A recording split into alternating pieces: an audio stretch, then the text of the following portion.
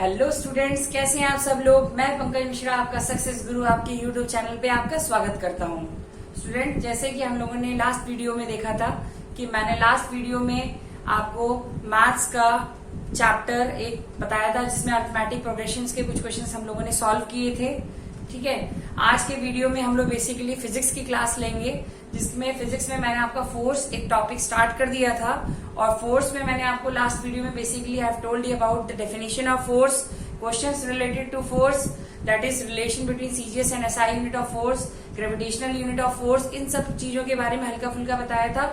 और मैंने आपको टॉर्क के बारे में बताया था, that is also known as moment of force. So today in this lecture will be discussing about clockwise and anti clockwise movement, effect पढ़ेंगे किस तरीके से होते हैं, कुछ एग्जांपल्स पढ़ेंगे। Then will be studying about couple and principle of moment, और उसके बाद हम लोग इक्विलिब्रियम ये वाले टॉपिक में कवर करेंगे। So let's start with the video. So the first topic is clockwise and anti clockwise movement. Clockwise and anti clockwise movement, ठीक है, हम लोग इसके बारे में पढ़ेंगे आज।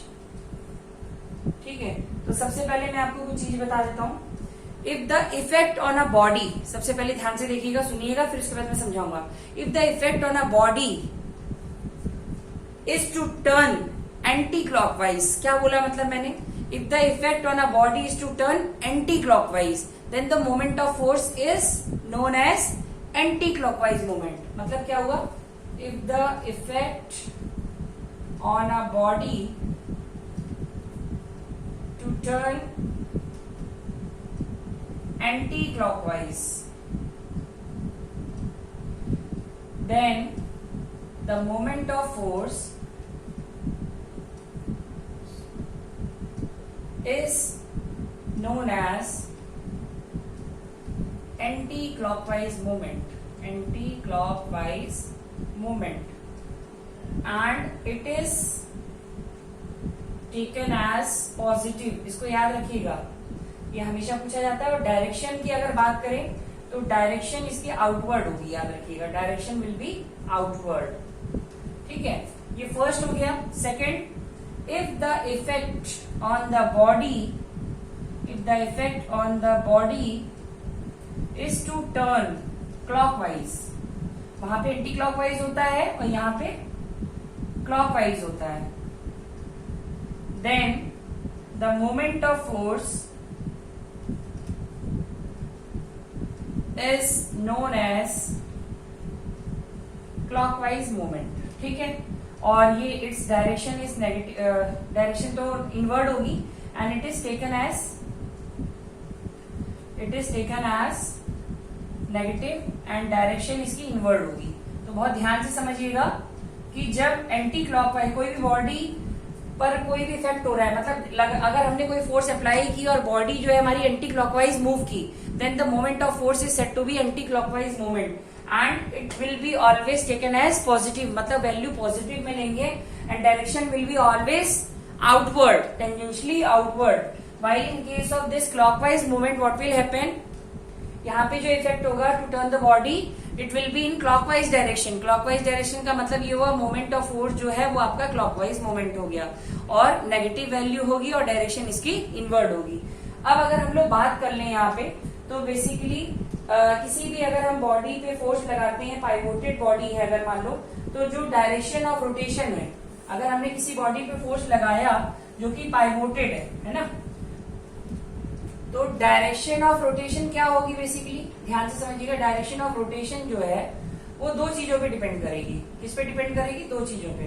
पहला, point of application of force, point of application of force. Number two, direction of force. इसको बहुत ध्यान से समझिएगा। जैसे अगर मान लीजिए एग्जाम्पल की बात करें, यहाँ पे हमने एक बॉडी ले ली इस तरीके से, ठीक है, ये पाइवोटेड पॉइंट है मान लीजिए O, और यहाँ पे हमने A पॉइंट लिया और यहाँ पे B पॉइंट लिया। ठीक है, सबसे पहले हमने ये बोला यहाँ पे हमने फोर्स लगाया था, तो ये बॉडी ऐसे करके रोटेट की होगी आपकी। ठीक, अब यहाँ पे मैं क्या कर रहा हूँ, यही point of application of force change कर रहा हूँ। अब मैंने जो B पॉइंट है इसके अबाउट किया यहाँ पे, तो ये क्या हो जाएगी, ऐसी मूव कर जाएगी। इसका मतलब direction of rotation depend on the point of application of force. Like if we apply the force at this particular point, that is A, then the body will move anti-clockwise. ये देखिए anti-clockwise घूम रहा है clock के opposite side. और if the direction of, or if the point of application of force, like earlier the point of application of force was at point A, now the application of point of application of force is now being changed. It is now at point B, so the direction will be clockwise. इस तरीके से समझिएगा, ठीक है. अब अगर हम लोग इसी तरीके से अगर बात करें डायरेक्शन ऑफ फोर्स की, जैसे मान लीजिए ये एक्सेल है यहाँ पे, ठीक है. अब ये एक्सेल है यहाँ पे, जैसे एक्सेल में हम लोगों ने यहाँ पे क्या किया, फोर्स लगाया, ठीक. अब यहाँ पे हमने फोर्स लगाया तो ऐसे मूव कर रहा है मान लो. अब हमने क्या कर दिया, उल्टा कर दिया, इसी तरीके से सेम.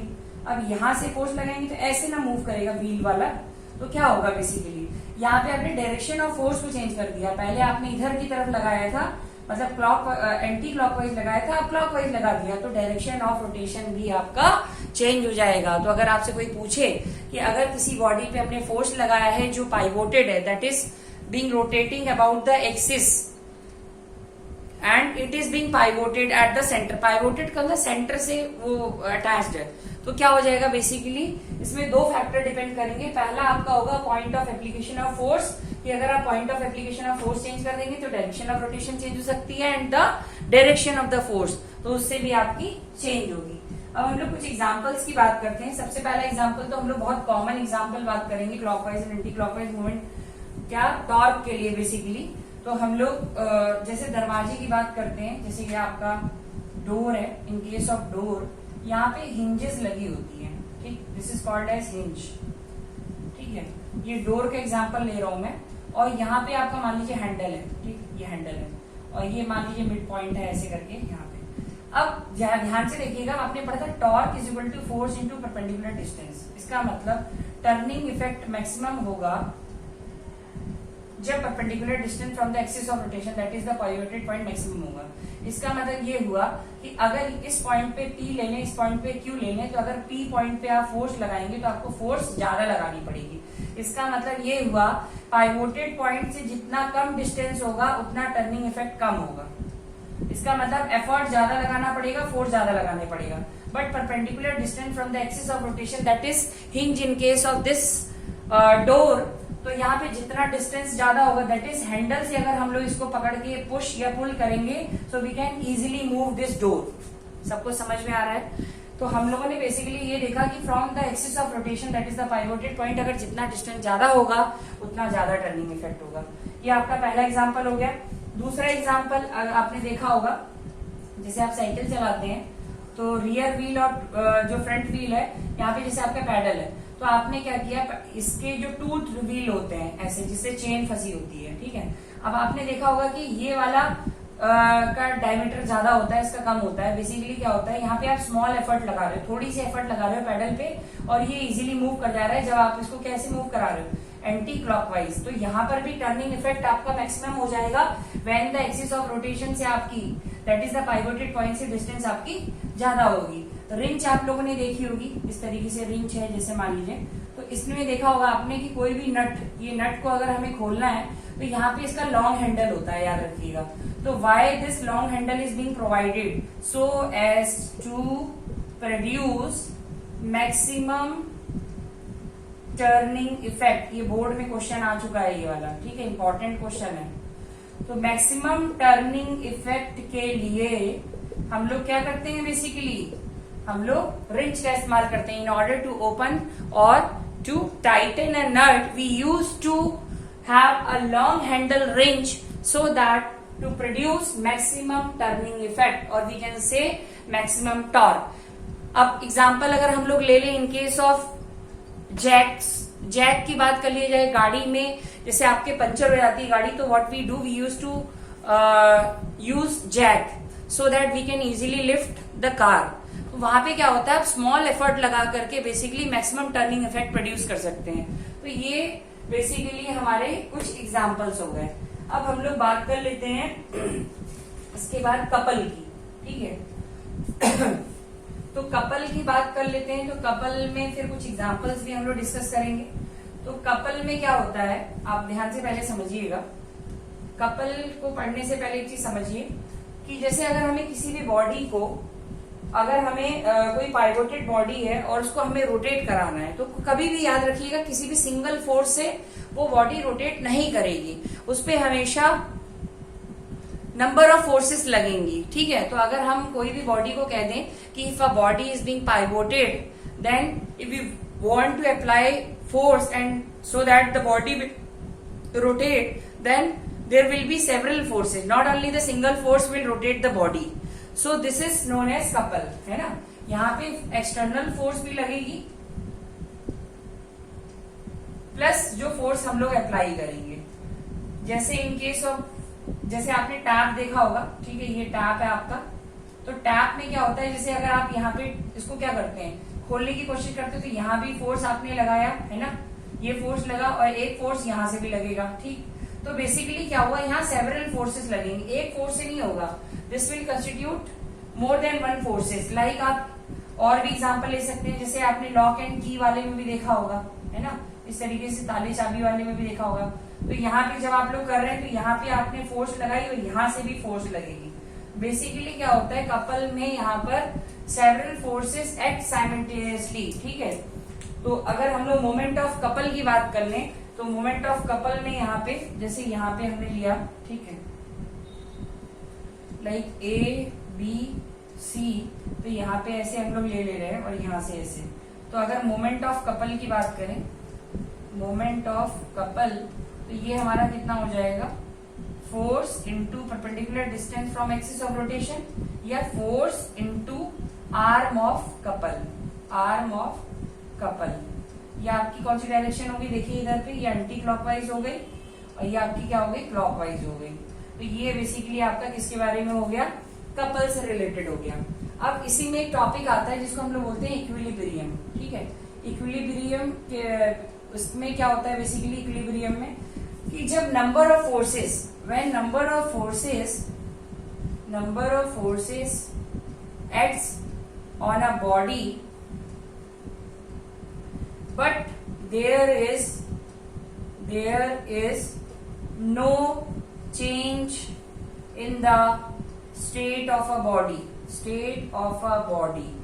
इसका मतलब क्या होगा कि अगर हमने मतलब सेवरल फोर्सेस लगी, बहुत सारी फोर्सेस लगी, और अगर बॉडी क्या हो जाए, इन द स्टेट ऑफ रेस्ट, तो स्टेट ऑफ रेस्ट में ही रहे, स्टेट ऑफ मोशन में है तो स्टेट ऑफ मोशन में ही हो।